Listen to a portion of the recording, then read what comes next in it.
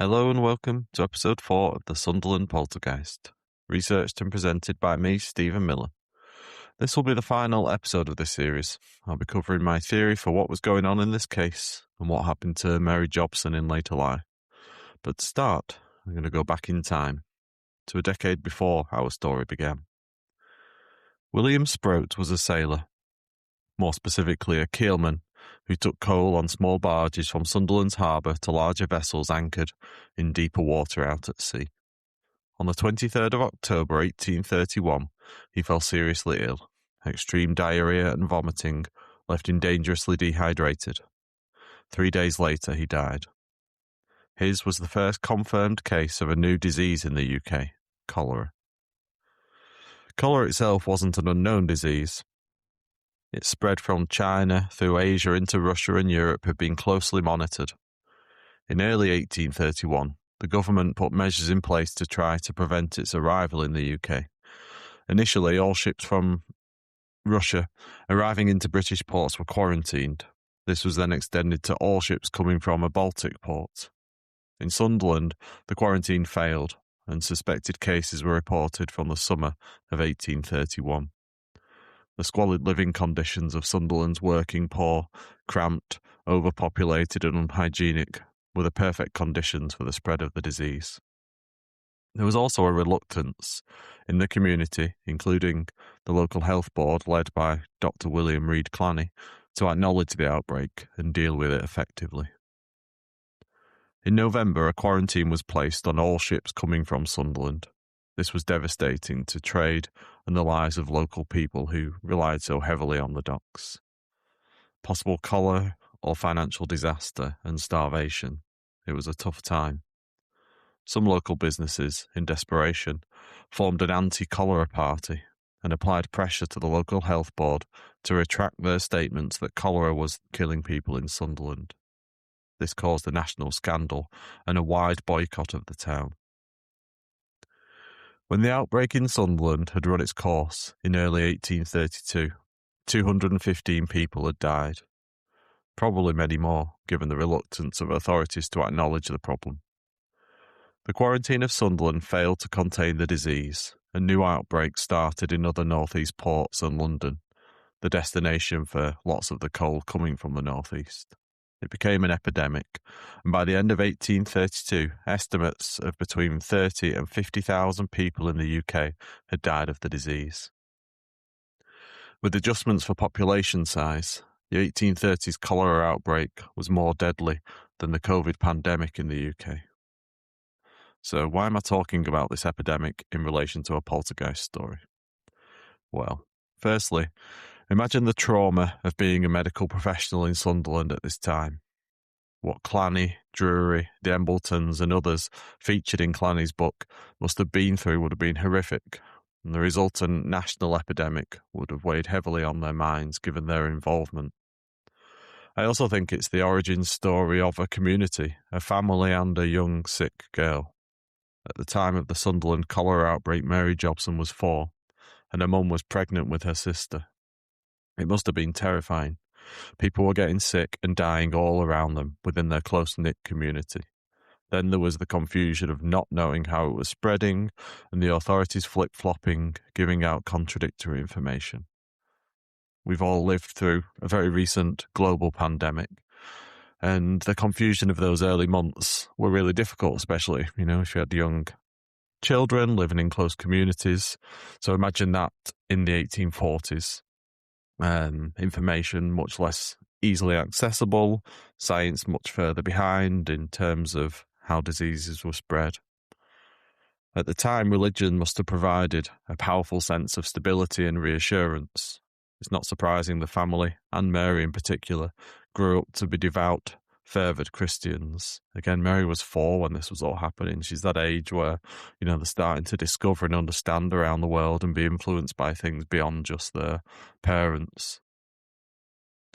This sense of religious intensity, perhaps emboldened in response to the cholera epidemic, is actually demonstrated in other incidents previously unreported in this story. I think, or I assume, that these have been omitted on purpose to try and emphasise the strangeness and the uniqueness of Mary Jobson's haunting. when perhaps at the time, maybe it wasn't so outlandish. We've already heard that Mary's visions and the mysterious music, for instance, continued well after her recovery and were experienced by other people. One of the key witnesses in her story, Joseph Ragg, a family friend, writes that he himself was awakened by a beautiful, smiling, heavenly figure surrounded by light. The figure repeatedly opened and closed his bed curtains one night. Now, this is reported to have happened on the 17th of January 1841, months after Mary Jobson's recovery. Clanny's book also includes a letter from another man, a Sunderland surgeon called Thomas Reddish Torbock. He writes about Alice MacDonald, aged 18, who lived on Sussex Street in Sunderland. She was very unwell, and in fact, dying. Torbock visited her, and as he stood by her bed, she said, "Look," pointing to the foot of her bed. "There he is, with all his attendants, my Jesus there. He is upon his throne of glory, ready to receive me. Do you not see him?" Torbock saw nothing. Then she said, "Do you not hear the heavenly music?" And Torbock writes, "In this instance I was more favoured, for I heard most beautiful music, not unlike musical glasses when skilfully played upon." The music continued for the space of about 1 minute. Torbock goes on to tell another story of a family and strange knocks in the night. Does all this sound familiar? I mentioned in the very first episode that this story felt really intense, close and fevered. At the time, I actually didn't know about the cholera outbreak, but even more now, I feel that sense of a community haunted by the very real threat of disease and death, turning with great intensity to religion. It was a community that needed miracles more than most. I was interested in what happened to Mary after all this, so I've been through all the usual family history sources, census, marriage and death records to see what I could find. By 1851, the family had moved again to 8 Howick Street, still in Sunderland. Mary's listed on the census as a schoolmistress. I wonder if it was a Sunday school, perhaps linked to her Methodist church, the Tabernacle. Perhaps she was putting her talents for religious scripture to good use.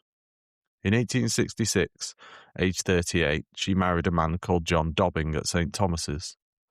Not long after she'd married, Mary was visited by a man called William Brockie, a Scottish writer, poet, songwriter and journalist. It turns out people have been investigating this story for a long time. Brockie wrote a regular column in the Newcastle Chronicle called Traditions and Mysteries of the North. It would make an excellent podcast. In September 1874, he wrote a piece about Mary Jobson's haunting. It's the article that Thomas Beattie from the previous episode was responding to. Brockie writes, "When the present writer first heard of this case, some 8 or 9 years ago, he called with the pamphlet, Clanny's book, in his hand upon Mary Jobson, now a married woman, the wife of a respectable manufacturer in Nile Street, Sunderland, with the honest design of satisfying himself as to the alleged facts from her own mouth. He found her exceedingly disinclined to enter into the subject, and nervously desirous to get hold of the book in order to destroy it, and particularly anxious that no further publicity should be given to the case, which it was quite plain called up most painful recollections in her mind. Mary Jobson, whose father we believe is still alive, seems to have had no supernatural gifts or manifestations vouchsafed her instance in 1840. She has, we are truly sorry to add, been a confirmed invalid for the last 6 or 7 years. As to her alleged mediumship, that is altogether a thing of the past, which both she and all connected with her would evidently wish to have forever forgotten." Later in life, Brockie wrote a book called Sunderland Notables. In his chapter on Clanny, he mentions the book he published on Mary Jobson. He writes, "It is now very scarce, so scarce indeed that when I had an interview many years ago with Mary Jobson, my impression was that she had never even seen it, or at least had never had it in her possession a copy of. She was very anxious that I should let her have mine, but I was afraid that she meant to destroy it if she got it, so I declined to let her have it."